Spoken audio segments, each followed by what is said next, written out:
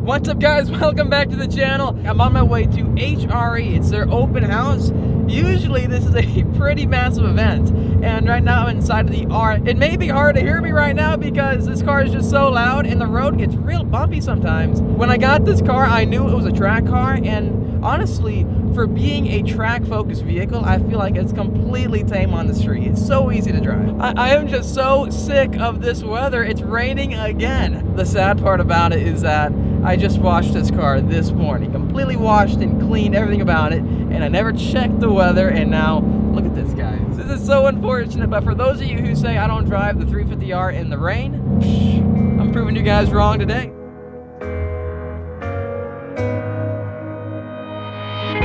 So this is how we end up. Shades of blue and gray. Just drive all the way to the rainbow's end. Just drive, and we'll never turn our backs again. I guess you have to register for this event. This is really my first time ever attending, so I did not do so, and I believe the registration is now closed as well. So we're gonna see what happens, guys, if they let in the GT350R. No, I don't have any Hre wheels, but what I do have though are carbon fiber OEMs, so that's pretty dang cool. Quick update, I believe we are very close, like 10-15 minutes away. We're just gonna be entering San Marcos area very shortly, and then it's off to the event.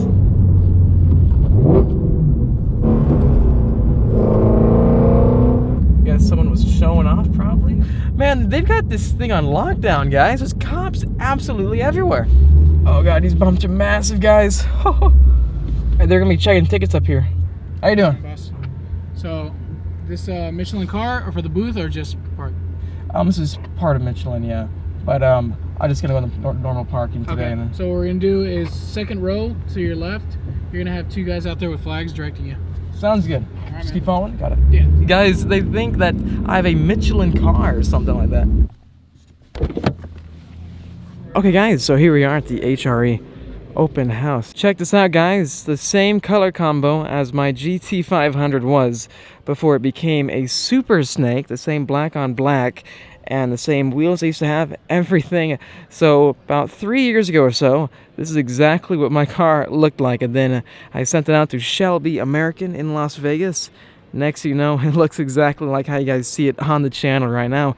But in stock form, definitely do love this car with a 662 horsepower. Honestly, it's just a beast. The only issue that I thought I had with the stock GT500 was the tires. Originally, it came with, I believe, 285s or 275s. It's one of the two. This car definitely would spin all the time. It made it very easy to do donuts and burnouts and all sorts of things like that. If you were looking at getting a GT500, this is like the time to do so because the prices are phenomenal right now. They're pretty dang low comparing them against the normal Mustang GT. The difference is though that you'll find with my Super Snake versus this GT500 is that I keep the same wing, but I have carbon fiber accents all throughout the car. The stripes get changed, so no more Le Mans racing stripes. This time it's the Super Snake signature stripes. We also get a new badge in the back and the new exhaust tips from Borla, which do look fantastic. Also, since my Super Snake is a signature edition variant, I get the Venice wheels. A lot different than these, actually, but I think I do like both. And with my Super Snake, I have the side scoops, which are optional, and many people don't like them at all because, well, they're clearly not functional, and I have a scoop up here as well. Also, moving on to the engine bay, with my Super Snake, Shelby put on a 3.6-liter Kenny Bell liquid-cooled supercharger, ups the horsepower from 662 to 850. Shelby completely transformed my GT500 from this basically to what you guys see now. You also get various other changes with the hood, for example, and the interior. All in all, yes, the package for the Super Snake is just so expensive just looking at it. But if you really do want it, I'd say it's a great deal. The package itself is around $46,000. So without a doubt, you can achieve all the performance upgrades of the Super Snake package without paying 45 grand. But what you're getting out of it is that you're getting a build number vehicle, that being my car's CSM number 9 out of 50. So I think it does help with the value there. Also, you get the Super Snake name behind your vehicle, which all in all, if that's what you're looking for, I'd say it's great. Back when I ordered my 600 LT, the base price of it was $240,000, but with the upgrades I did, it came, I think, equal to what the 720S is. But I just decided to order the 600 because I prefer the track layout, the track focus to it. It kind of reminds me of the GT350R from driving it. We definitely will have a lot more updates regarding the 600 LT on the channel, but here's the Pista. Check this out, guys. We have a Roush Mustang, a lot different than my Shelby. I find it very interesting how we have Roush, we have Saleen, we have Shelby. Please let me know in the comment section down below what kind of vehicle that you would buy. A Saleen, a Roush, or a Shelby.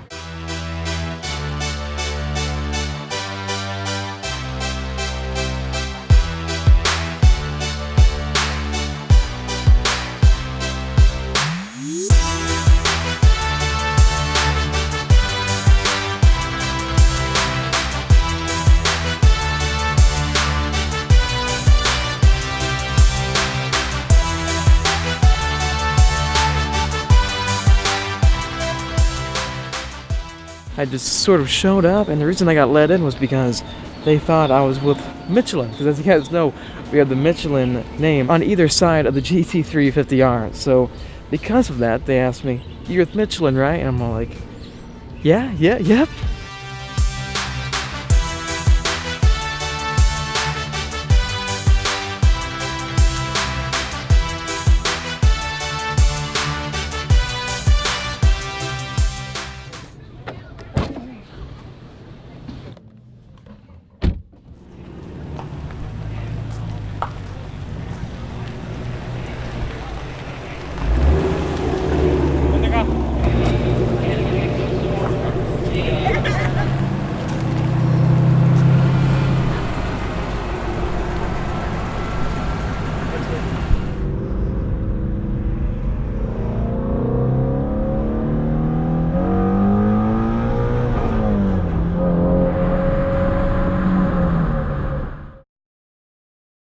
Okay guys, before the video ends, I do want to mention a few things. First of which was that the 350R was one of the only cars there at that Hre Open House event that had carbon fiber wheels, guys. The only other vehicle I saw there that had carbon wheels were that of the Ferrari 488 Pistas. These are like $500,000 Ferrari track cars. That is just so cool how a $67,000 Ford Shelby Mustang has the same kind of wheels $500,000 Ferraris have.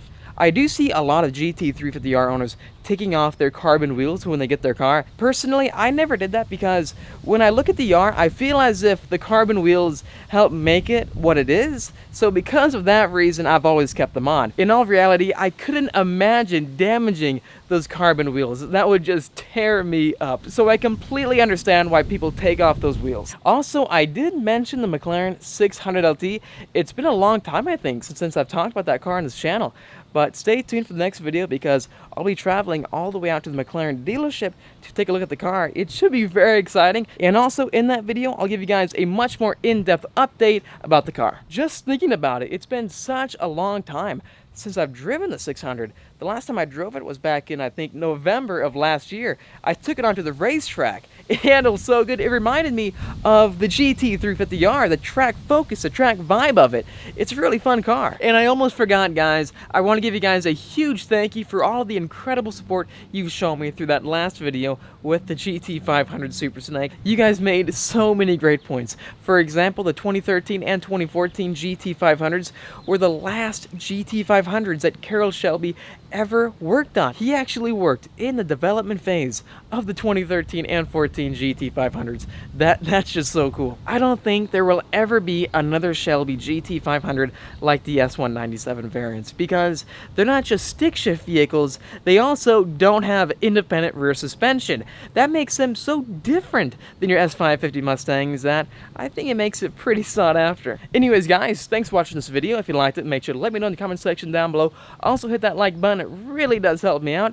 And subscribe for much more great content to come. I'll see all of you in the next video.